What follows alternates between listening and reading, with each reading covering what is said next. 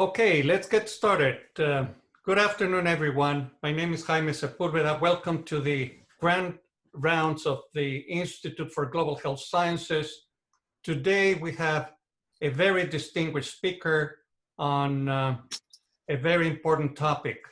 Dr. Paul Weiss is the Richard Bergman Professor in Child Health and Society at Stanford. He's a medical doctor, pediatrician, neonatologist. He got his MD at Cornell, an MPH at the Harvard School of Public Health. He has been working, among other places, in Guatemala for the last 3 decades. And he and I have been working in a project of the American Academy of Arts and Sciences. And I'm very, very impressed by how committed and original his work is. Today's topic is on the humanitarian health in armed conflict, security, politics, and pandemics.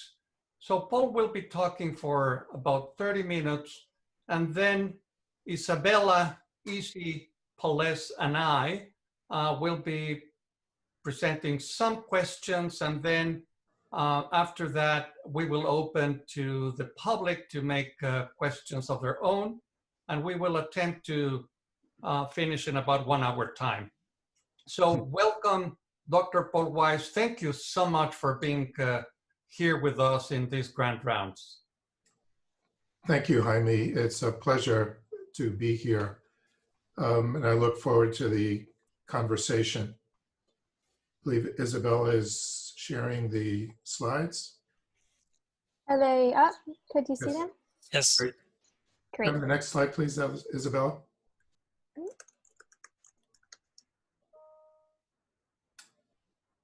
Thank you. I'm going to begin with one of the most famous paintings of the 20th century. On April 26, 1937, German and Italian aircraft fighting on behalf of Franco's Spanish nationalists bombed the Basque town of Guernica. It became a crucial landmark in understanding the human dimensions of war because it marked a major change in the conduct of war. It was the first town to be obliterated by aerial bombardment, with the object of the attack not focused on any meaningful military target, but to demoralize the civilian population. It was a catastrophic preview of what total war would become just 2 years later. Can I have the next slide?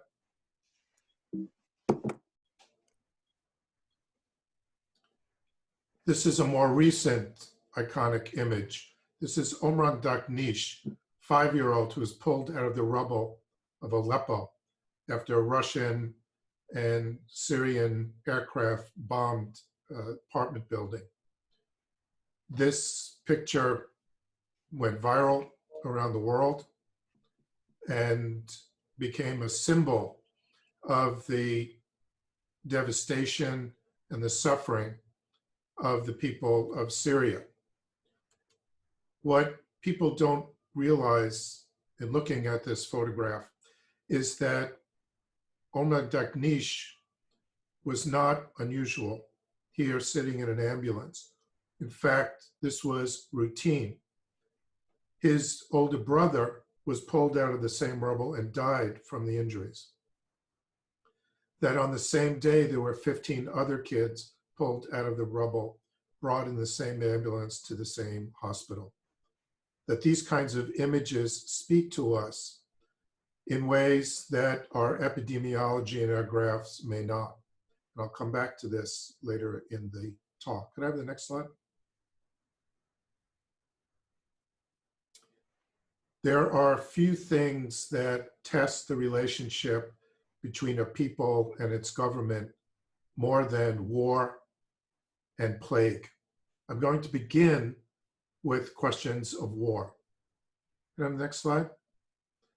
The humanitarian imperative, the global health response to these kinds of challenges is number one, protection. Geneva Conventions, the laws of war, international humanitarian law, are very much about protecting non-combatant populations from the ravages of war. They are not pacifist documents. The Geneva Conventions permit as much as they restrict, but they are an attempt to reduce the barbarity of war, even if it permits its conduct. Go to the next slide. The other component we sort of flipped through quickly there was response, that when protection fails, we have a global health humanitarian imperative to mitigate the human suffering and the death through technical interventions, through the provision of services. Have the next slide. And this humanitarian imperative, both protection and response, are under threat. And what I'd like to do over the next few minutes is merely outline the nature of this emerging threat, a threat that has become ever more severe with COVID and the threat of COVID-19 and what it's done to international cooperation and institutions. The first is the nature of warfare is changing. It is since World War II, since the Korean War, has shifted almost entirely to intrastate, what many people would be calling civil war. Can I have the next slide? The other is the nature of the combatants. Armed non-state actors like ISIS and their affiliates are critically important in understanding the humanitarian requirements these days, but also the threat to the humanitarian imperative. Can I have the next slide? This is a recent projection of security risk, and the dark red are the extreme security risk areas that approximately 1/3 of all countries in the world are conflict countries, that global health cannot address or perceive health in conflict areas as somehow peripheral. This has become central. Next slide. In fact, if you line up the top 20 neonatal countries with the highest neonatal mortality rates in the world, all but one are conflict countries. The same for young child mortality. That increasingly global child health is becoming global child health in conflict. Next slide. This is an analysis that we did a couple of years ago that merely looked at patterns of child mortality in relation to political stability and conflict. What you see is the expected inverse relationship. What is also important to point out is the scatter around the linear relationship. There are some countries, given any level of wealth, any level of political stability, who do better or much worse than what you would expect, given the general relationship between political stability and conflict and neonatal mortality here, child mortality, a whole range of global health outcomes. Next slide. And this is how we could portray our understanding and how we address the epidemiology of this humanitarian threat. That you have protection and response as the key humanitarian mitigation imperative being affected by the nature of warfare, the nature of combatants, and ultimately expressed as a dichotomy of effect, direct effect and indirect effects. Next slide. First, the direct effects. The direct effects is the category that encompasses the human impact of bombs and bullets. Many people think of it as trauma, physical trauma, due to the physical effects of warfare, of being exposed to combat operations. Next slide. And you see scenes that look like this. This from Mosul in Iraq. Next slide. Scenes like this from Bosnia. Next slide. But it also implies long-term mental health issues and morbidity issues, not just mortality. And you get pictures like this in Iraq and the long-term consequences of constant exposure to the threat of violence, not only to everyone, but particularly to children. Next slide. And a case for the direct effects was the Battle of Mosul, which took place northern Iraq, where the government of Iraq, backed by US coalition forces, tried to take back the city, ultimately did take back the city of more than 1 million people after ISIS had maintained control for 2 years prior to this battle. Next slide. This is the city of Mosul prior to the battle. It's the second largest city in Iraq and a center of learning in the Middle East, of enormous history that goes back to antiquity, mentioned in the Bible, dramatic. Next slide. This is Mosul looked like subsequently. The Battle of Mosul utilized precision munitions more than any other battle in human history.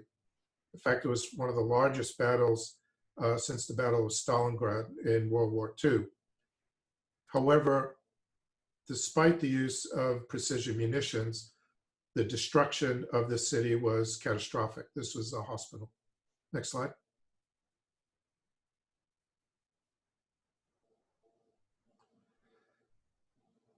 There was no functioning mechanism to take care of injured civilians, despite the brutality of the battle, despite the fact that there were more than 300,000 civilians trapped in the city at the time of the battle. Next slide.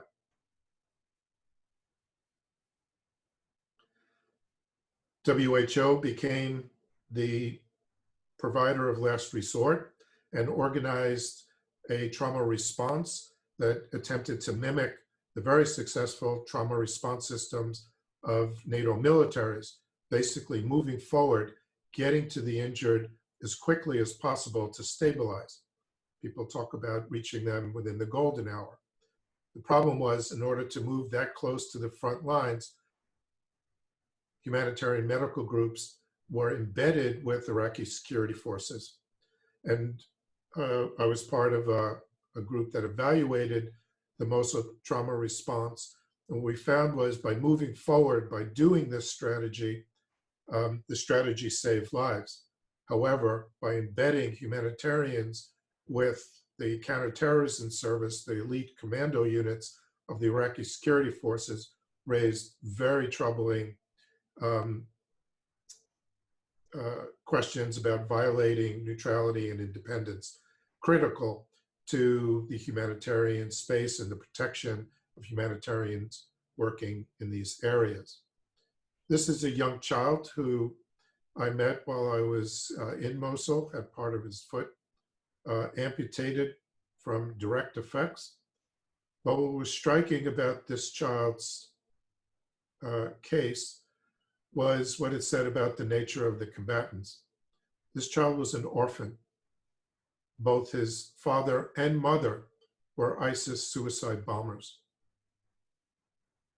And it's stories like this, not only the epidemiology that conveys something about the human tragedy of war, but also the dynamics of threat that are ever changing in a very dynamic world. Can I have the next slide? We also need to focus heavily on the indirect effects. Have the next slide.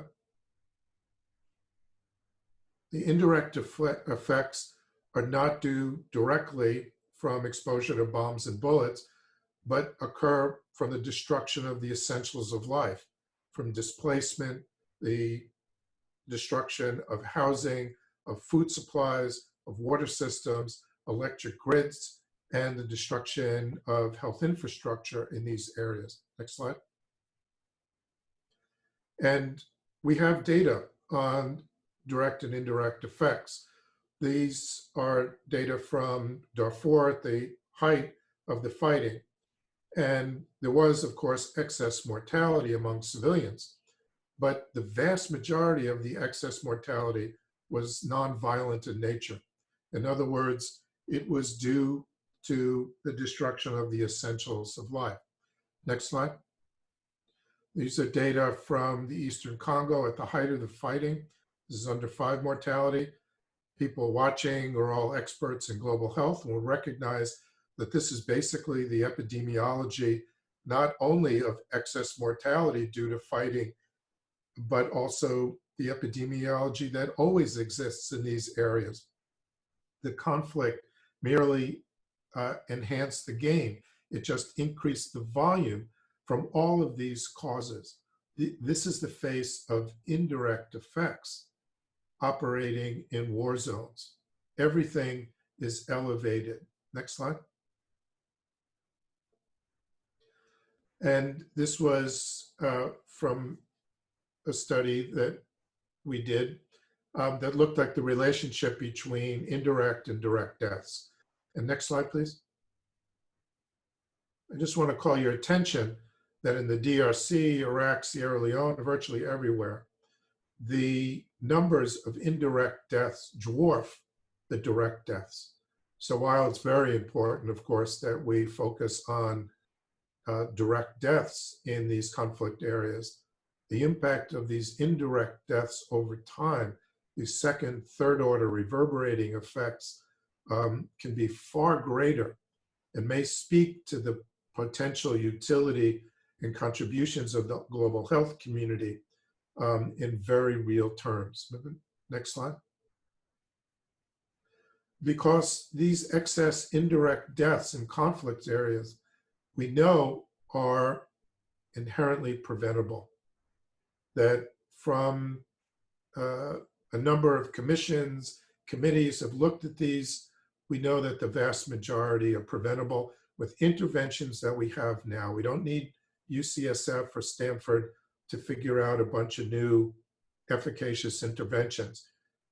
We have the capability now to prevent these deaths. And this speaks to important questions of justice, because having these efficacious interventions places an enormous burden on society, on the global community, to provide it to all those in need. As technical capability grows, so too does the burden on all of us to provide it equitably to all those in need. The death of any child is always a tragedy, but the death of any child from preventable causes is always unjust. Next slide. Talk case of cholera in Yemen. Next slide. Yemen, as you all know, is one of the most serious humanitarian crises on the planet. For many reasons, but also has been a place experiencing one of the largest, if not the largest, cholera outbreaks in human history. Can I have the next slide?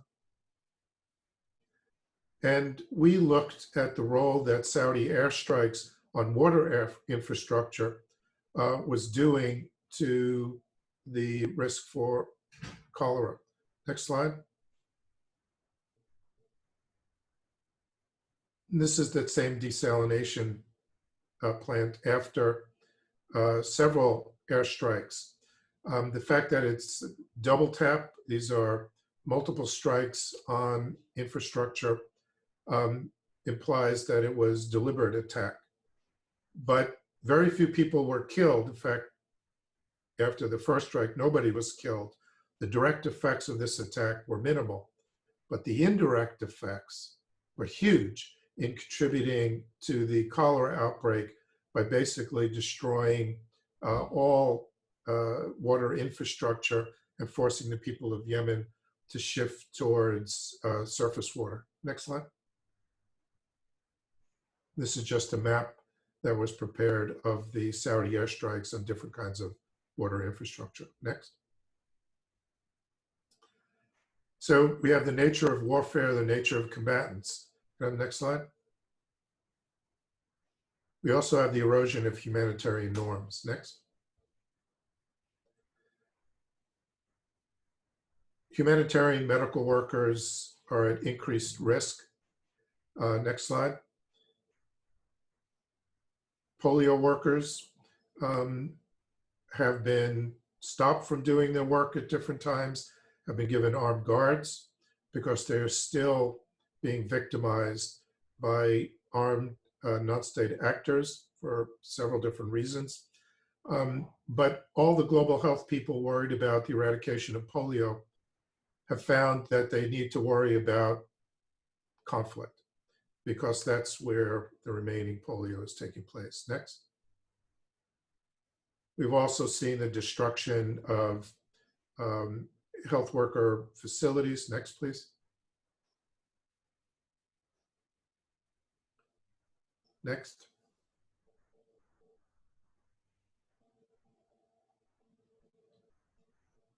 Next.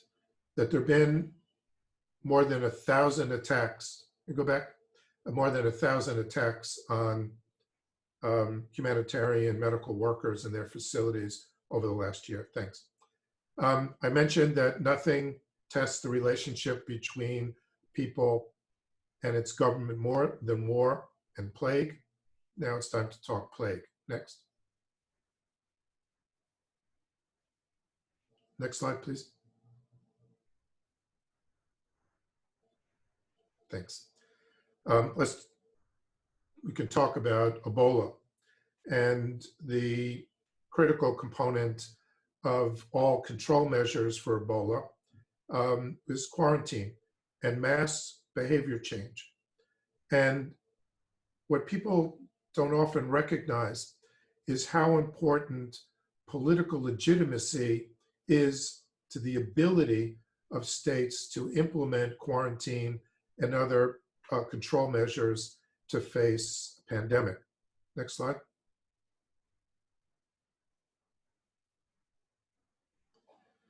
And a good example of this was the attempt to quarantine the West Point neighborhood of Monrovia, Liberia. And it reminded everybody that if the state does not have informational authority, does not have the trust of the people, the only real alternative to legitimacy is coercion. And overnight, responsibility for controlling the outbreak in West Africa turned from the Ministry of Health to the Army. Next slide.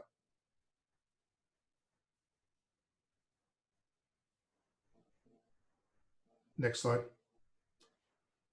The quarantine was imposed for 21 days, but the political fallout was so difficult for the government to maintain the quarantine that it was forced to remove the quarantine by force after 10 days. Next slide.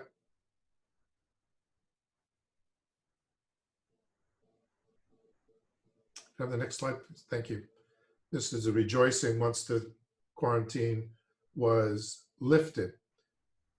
It was an important reminder that the control of pandemics requires political legitimacy.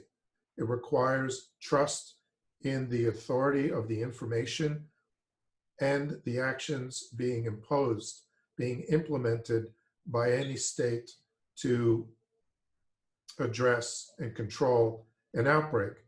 This more recent Ebola containment issues in the Eastern Congo and North Kivu, where this is an MSF Ebola facility, was attacked and destroyed. And it was another important reminder that you can fix global governance and worry about World Bank and WHO and regional reporting issues. But if the local population sees the state as illegitimate, and in many of these areas, the state is viewed as predatory, local communities will not only not comply, but they'll fight back. The next slide.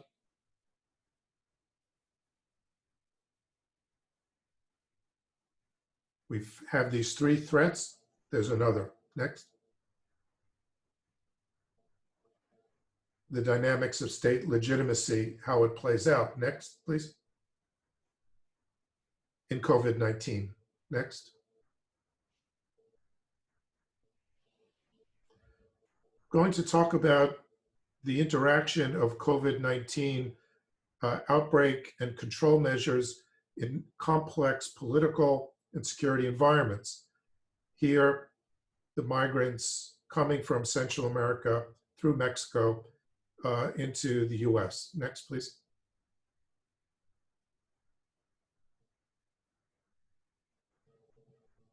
Next slide.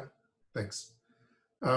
You're all very familiar, not only with the issues on the border, but also I expect with the important work that Jaime and colleagues, UCSF and UCSD, and in Mexico and Central America are doing to address the regional requirements of protecting the health of migrants as they move from their home countries through Mexico and confront the current administration's and the Mexican immigration policies at the border.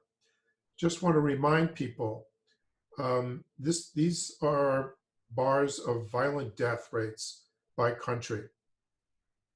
The most dangerous country in the world is still Syria. Number 2, Salvador, Venezuela. Caracas is the most dangerous city in the world. Honduras, Guatemala bounces up and down in there. Then you get to Afghanistan, Iraq, Libya, Somalia, South Sudan. The most dangerous places in the world other than Syria are in the Northern Triangle, Central America, and Venezuela. Next slide, please.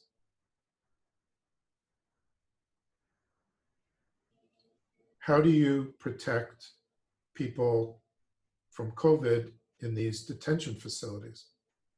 Here, these are CBP or Border Patrol detention facilities. Next, please.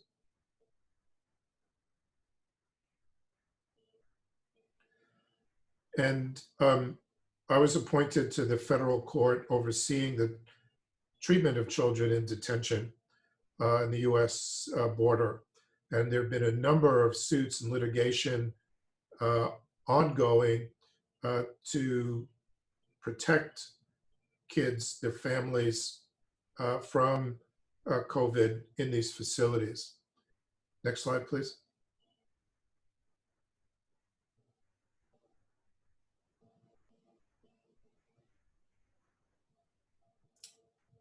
How do you protect people from COVID here?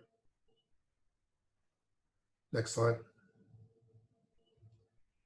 The primary response has been to release as many people as possible and stop them at the border using CDC, what's called Title 42 restrictions based on concerns over pandemics.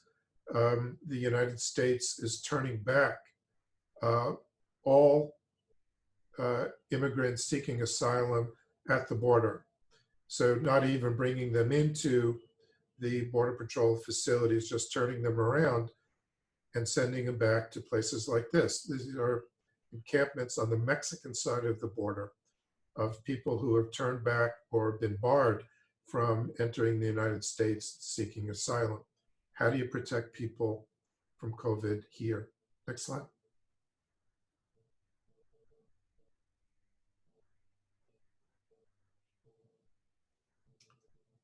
The next slide, please. Thanks. So the question of COVID-19 response is how do you protect people in these kinds of detention facilities caught up in restrictive environments, but also places that are politically unstable and in conflict. Next slide.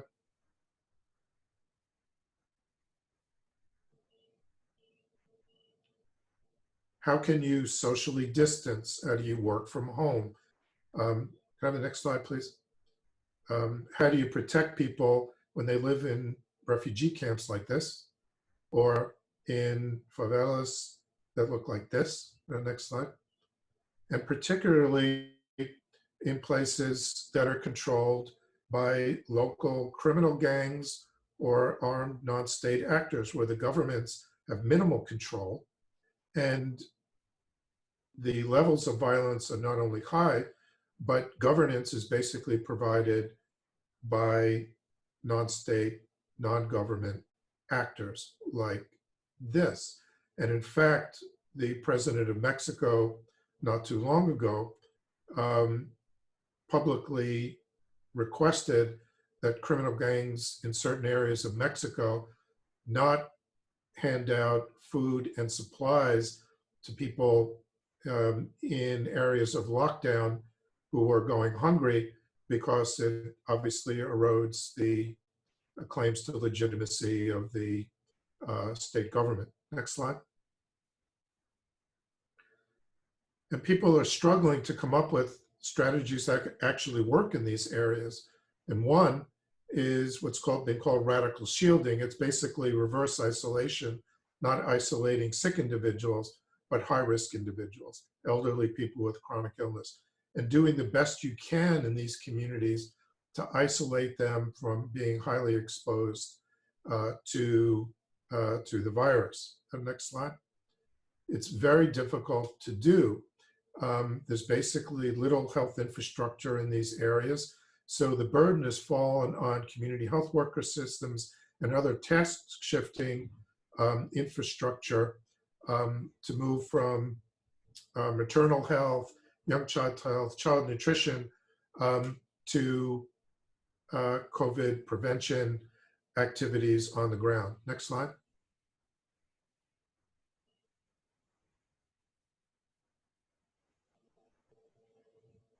Next slide, thanks.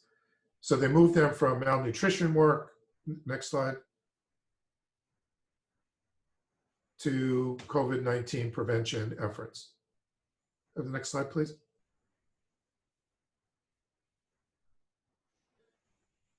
Community health worker systems like this are now implementing, experimenting, and using new creative ideas being tested on the ground in local communities around the world. That the global community with their protocols is largely failing to construct protocols that are pragmatic, that can be implemented, that have some real basis for success in these areas. Next slide. And the last threat, next slide, please, is local regional action. Next slide. That we are in a place now that in areas where state governance, where state infrastructure is minimal, where state legitimacy is minimal, where people's trust of the government may be minimal, and the threat of violence is very real, that new types of protections, both from war and from plague, need to be developed. And in many ways, the global health community needs to help facilitate, support, and protect these local efforts to move forward, to develop, to understand what works and what doesn't. Ultimately, health workers, global health workers, are the ultimate inheritors of a failed social order. Sooner or later, a breakdown in the bonds that define collective peace, that define social justice, will find tragic expression in the clinic, on the ward, or in the morgue. this reality is always given the opportunity, if not the responsibility, to health workers to provide a human narrative of suffering, in addition to the provision of technical capabilities for care and for comfort. However, for the most part, this narrative has not been adequately crafted, or at least advanced, in the deliberation of what has always been the most extreme challenge for health workers, for global health, which is the human consequences of war. Thank you. Thank you so much, Paul. You have been a champion of humanitarian health in global conflict. You have personally been in many risky places, from Mosul to Central America. So my admiration for your work. Isabella Polese and I have a few questions for you to get started, and then we'll open up to the audience. Isi, do you want to go first? Yeah, sure. That sounds good. Thank you so much for this talk. My first question talks about, or relates to, the slides that you had about the bombing of the water sites, or the sanitation, and also the increased risk of health workers during civil unrest. You said that this happens for a few different reasons. Would you elaborate a little bit more if this is a purposeful targeting of health for some reason, or if it's this purposeful indirect targeting of life sources? Very important question. States at war, national militaries, as well as armed non-state actors, use violence in two ways. One is strategically, one is tactically. Tactically would be that your enemy is holed up in the emergency room of a hospital, and you attack it because it's tactically important. The other use is strategic, which is that you're basically attacking the civilian population because you want to break their will to fight, to support your enemies. Strategic bombing was used in World War II, big time. It was used in Guernica, which was basically an attack to demoralize, to break the will. And the attacks in Yemen on water infrastructure have both tactical and strategic utility, but primarily strategic.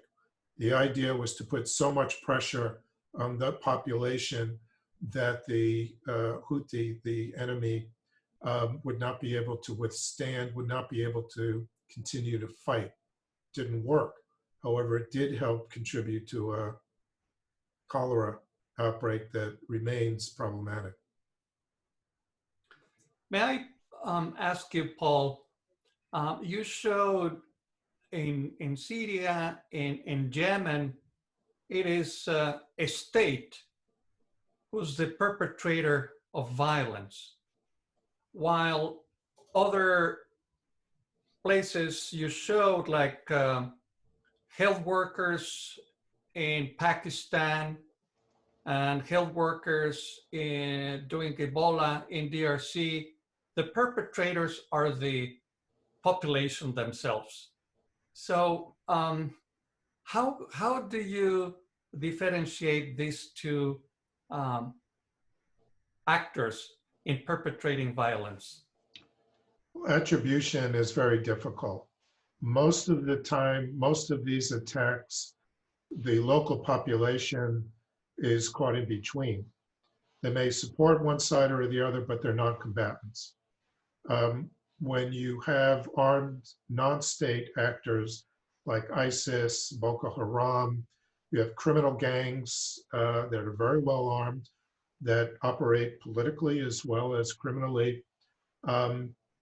They will use violence to their criminal or political ends. So the question comes up of attribution can be very difficult.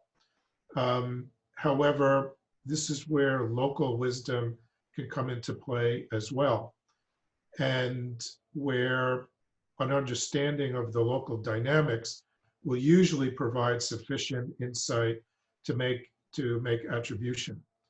The fight for political support is core counterinsurgency doctrine.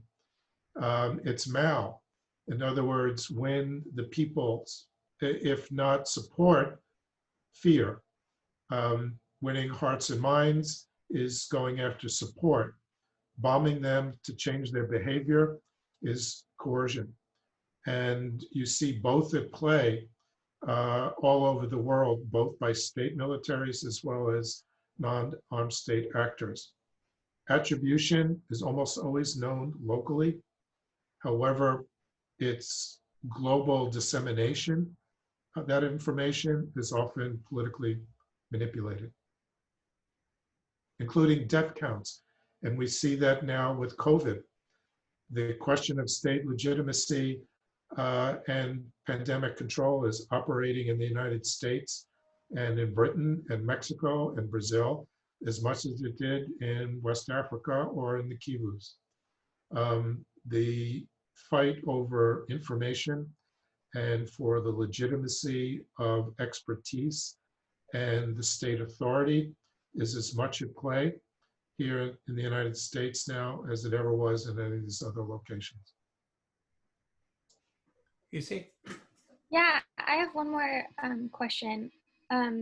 Going back to the photos and the harsh realities that you discussed a bit on the border in the detention centers, especially with unaccompanied children. Could you speak a little bit to services maybe that ICE or the CBP or something have available, especially for COVID right now, if there's anything that they have been implementing or how that's looked in the past? It's a very hot topic as we speak. The basic response to CBP, which is Customs Border Protection, primarily Border Patrol facilities, the kids in cages were Border Patrol facilities. They are basically empty of children because they're all being turned back. They're not even being taken into custody. They're just, their names taken down. They make sure that nobody is really ill or injured, and then they put them on buses and send them back to Mexico. That's the Title 42 policies that have been implemented. And therefore CBP facilities are very low census. Otherwise, they have responsibilities to take care of the kids until they go transferred someplace else. Unaccompanied children go to what's called Office of Refugee Resettlement, which is Health and Human Services. They're set up to take care of kids. What you've seen in the press lately is that unaccompanied kids have actually being turned back in ways that hadn't ever really been done before. The kids from Mexico, they'll get turned back to go to Mexico, but unaccompanied children from Central America, Mexico will not take them back. And so they have to be put on flights to be taken home. This is under active conversation right now, as is the treatment of children whenever Border Patrol begins to detain them again. The expectation, I've been involved with a lot of these mediation discussions, is that CBP, Border Patrol, they already have implemented much improved healthcare, custodial care abilities for taking care of kids in their control. ICE is a different story. They don't have unaccompanied kids, they have kids with families, with parents. And the idea there is to release as many as possible. But if not, they're holding on to them. And then the issue is setting up COVID protection mechanisms to maintain the detention facilities free of COVID. That's the situation right now. Thank you for that. Just a quick reminder for people in the audience, if you want to pose your questions, please do so now. One already came from Iagana, if I may read it. Thank you for this important presentation. You mentioned that we don't necessarily need novel, efficacious interventions because we already have methods to improve health now. Based on your experience, to what extent do we need to modify or tailor these methods to effectively implement them in conflict settings? And how successful are we in doing that now? Thank you, and thank you for the question. I didn't mean to imply we don't need innovation and more efficacious interventions. In fact, UCSF and Stanford could pack up and go home if we didn't believe that these innovations were necessary. The point I was trying to make is we are not succeeding in providing the interventions we already have that are of known efficacy in areas of conflict. If you look at trends of survival, the countries that 30 years ago had some of the highest maternal and child mortality rates in the world have come down dramatically. But the areas that have not come down as dramatically are conflict countries.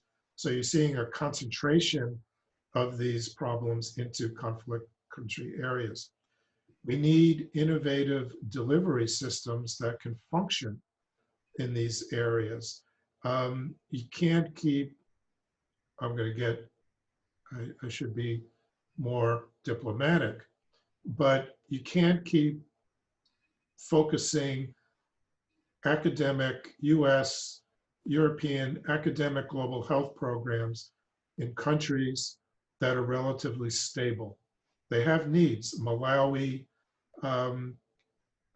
has issues. Botswana has issues. Kenya, Tanzania, they have issues. And they need innovation, no doubt. But our global health programs are extremely risk averse. The big foundations are risk averse. And you see it in the kind of efforts that we are maintaining or even attempting in conflict areas. My basic argument is the person who asked the question, absolutely right, but the development of those kinds of new approaches will demand new types of cross-disciplinary collaborations. We need to talk to the security people, the conflict people, the political scientists, the anthropologists, but particularly the local communities that have largely been left out because their insights and their pragmatic guidance will be crucial to developing the kinds of systems that could actually function in areas of high violence controlled by criminal gangs or non-state armed actors. There's one more question from the audience. Sanjita Tripathi asked, you've spoken a lot about the technical role of health providers to manage the health implications of conflict and plagues. Could you elaborate a bit more on the current successes of linking health workers or technical health partnerships and civil society, locally led movements, including journalists, activists, teachers, local religious leadership, and so forth? Right. Well, this is sort of the question I was raising at the very end, is do we have opportunity or responsibility to work more closely to provide our insights to support, in other words, the narrative that we can build from our experiences, from our epidemiology and work on the ground to facilitate change on the ground? The answer is yes, but with caution. I worked early in my career, I was very young, in Highland, Guatemala community health worker programs. And they became community organizers. They were not just technical providers, they were activists for their local communities. And as the Civil War headed into the Highlands, they became targets. That the refuge that humanitarian medical workers seek because of neutrality and independence lie in tension with being witnesses to human rights violations and building a narrative in support of advocacy. So we need to be very thoughtful, purposeful, and cautious about how we do that so that we do not undermine even the technical capabilities that are very important of working in these areas. We have time for one last question from Izzy and one from me. Izzy, do you want to go first? Yeah, sure. I mean, I guess most of my questions were just about the violence currently in the migrant population, especially those seeking asylum in the United States. Could you talk a little bit about what sort of is being done to reduce that or to improve the health of those populations right now, especially in this time, or sort of where we can be leaning on or depending on for improvements? Sure. Full disclosure, I've been working in Highland, Guatemala since sophomore year in college. That's a long time ago. And continue to work there extensively. The ravages of violence, particularly protracted violence, cannot be overstated. Most people don't know what it feels like to be completely, utterly vulnerable to physical violence and have no recourse. That affects everything. In addition, there's corruption, there's illicit economies. You can't go to the police because the police can be predatory. Can't go to the judiciary, totally corrupt. Where do you go? You go north. And it's gotten more complicated over the last 3 years, for sure. Mexico has done some things to protect migrants that have been sort of a patchwork. Sometimes it works, sometimes it doesn't. But with COVID and the implications of COVID, things have gotten very complicated. Guatemala is currently in lockdown. Honduras, Salvador, similar. But a week of lockdown implies starvation. There's no working at home. And for people who require incomes, if not daily, certainly weekly, to put food on the table, cannot tolerate a lockdown. And so what you're seeing is an erosion of the political authority of these countries. The other issue is, for an interesting set of reasons, leaders who built their regimes on populism almost always are denialists of COVID-19. Trump, AMLO in Brazil, in UK, all the populist leaders, their position, their posture is denial. And what that has done has created all kinds of new complications and obstacles to a coordinated regional approach. And here I must thank Jaime and Colin and colleagues in the UC system in Mexico for their leadership in crafting a regional approach to the health and the well-being of migrants before COVID, but certainly now, and the protection of these communities from violent assault. That ability has been inadequate, haphazard, and it only strengthens the requirement to come up with reduced violence in the areas that their home countries, but also to address immigration policy in Mexico and the United States to be smarter and more humane. Thank you, Paul. And I think this is a good opportunity to mention that Dr. Wise, myself, colleagues from UC San Diego, and Mexican institutions are just about to initiate an intervention study in Tijuana with migrants and COVID-19, just to get a better sense of the situation there and to propose recommendations for their protection. I want to thank Dr. Paul Wise for his magnificent talk. I want also to do the same with Izzy for her great support, and to you all, my best wishes. Thank you so much, everyone. Goodbye.